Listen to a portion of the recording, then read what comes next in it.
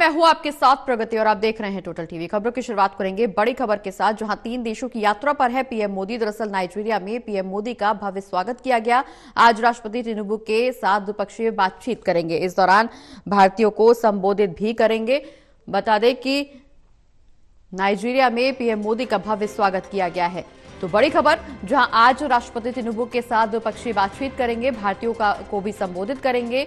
बता दें कि 3 देशों की यात्रा पर है प्रधानमंत्री नरेंद्र मोदी और इस दौरान नाइजीरिया पहुंचे हैं और वहां पर प्रधानमंत्री नरेंद्र मोदी का भव्य स्वागत किया गया है। आज राष्ट्रपति तिनुबू के साथ मुलाकात करेंगे, द्विपक्षीय बातचीत होगी और इसके अलावा भारतीयों को पीएम मोदी की तरफ से संबोधित भी किया जाएगा।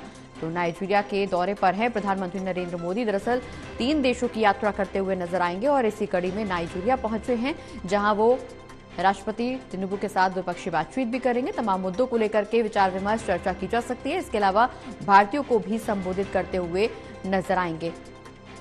ज्यादा जानकारी के लिए हमारे साथ हमारे assistant editor Lalit Narayan Kandpal live जुड़े हुए हैं। ललित जी, आज राष्ट्रपति तिनुबू के साथ द्विपक्षीय बातचीत करेंगे प्रधानमंत्री नरेंद्र मोदी, जो कि नाइजीरिया के दौरे पर हैं और इसके अलावा 3 देशों की यात्रा पर भी हैं। भारतीयों को भी नाइजीरिया में संबोधित करेंगे, राष्ट्रपति से मुलाकात करेंगे। किन मुद्दों को लेकर के चर्चा संभव है? बिल्कुल प्रगति, देखिए प्रधानमंत्री नरेंद्र मोदी का जो ये दौरा है, ये मुख्य तौर पर G20 सम्मेलन में भाग लेने के लिए प्रधानमंत्री नरेंद्र मोदी जा रहे हैं। क्योंकि ये G20 का एक तरह से अगर देखा जाए तो पिछले साल भारत में भी ये आयोजन किया गया था और भारत से ही जो है ब्राजील को इसकी जो है मेजबानी मिली थी। यहीं से वो जो मशाल है वो यहाँ ब्राजील के लिए रवाना हुई थी। और अब जो है G20 सम्मेलन में भाग लेने के लिए प्रधानमंत्री नरेंद्र मोदी वहां गए हैं।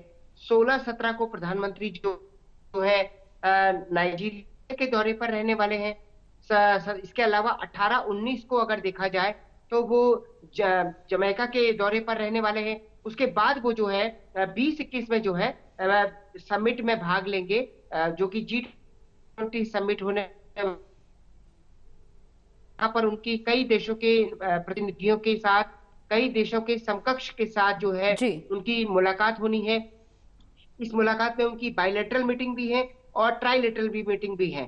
तो कई स्तर पर मीटिंग होती है G20 में, जैसा कि हम लोग जानते हैं पिछले साल भारत में भी इसका भव्य आयोजन किया गया था। जी बिल्कुल ललित जी, अगर G20 शिखर सम्मेलन का जिक्र करें तो जैसा कि आपने बताया पिछले साल भारत में भी इसका सम्मेलन का आयोजन किया गया था और निश्चित रूप से G20 शिखर सम्मेलन के लिए न सिर्फ भारत बल्कि प्रधानमंत्री नरेंद्र मोदी भी अलग पहचान रखते हैं। इस बार नाइजीरिया में और अलग अलग देशों की यात्रा पर हैं। इसके अलावा जब G20 शिखर सम्मेलन में पहुंचेंगे तो इस बार क्या खास देखने को मिलेगा G20 शिखर सम्मेलन में?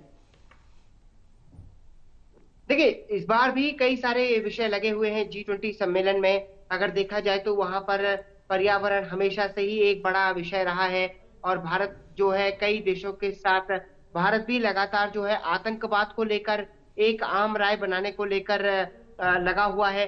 पिछले साल जब हमने देखा था भारत में जब इसका आयोजन हुआ था, उस वक्त भी कई तरह के MOU साइन किए गए थे और अगर आपको याद हो प्रगति, तो एक कॉरिडोर बनाने की भी बात की गई थी, जो कि सऊदी अरब से लेकर पूरे यूरोप तक को कनेक्ट करता है।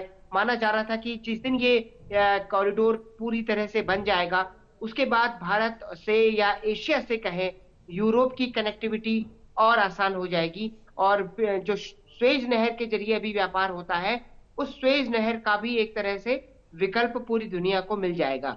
जी बिल्कुल, अंतर्राष्ट्रीय मुद्दों को यहां पर जरूर उठाया जाएगा। निश्चित तौर पर भारत की प्रगति की ओर भी यहां पर इशारा जरूर देखने को मिल सकता है, चूंकि 3 देशों की यात्रा पर हैं प्रधानमंत्री नरेंद्र मोदी और हमने हमेशा देखा है कि जब प्रधानमंत्री नरेंद्र मोदी देश से बाहर जाते हैं, दूसरे देशों की यात्रा करते हैं, वहां के राजनेताओं से मुलाकात करते हैं, तो निश्चित तौर पर यह चर्चा का विषय, न सिर्फ चर्चा का विषय होता है बल्कि अपने आप में एक ख्याति न सिर्फ प्रधानमंत्री नरेंद्र मोदी को मिलती है बल्कि भारत को भी मिलती है। अब देखना यह है कि इस बार G20 शिखर सम्मेलन में क्या कुछ खास रहता है और इस बार भारत को क्या कुछ यहां पर हासिल होता है। बहुत बहुत शुक्रिया ललित जी, तमाम जानकारी हमारे दर्शकों तक पहुंचाने के लिए। आप बने रहिए हमारे साथ, हम फिर लौटेंगे।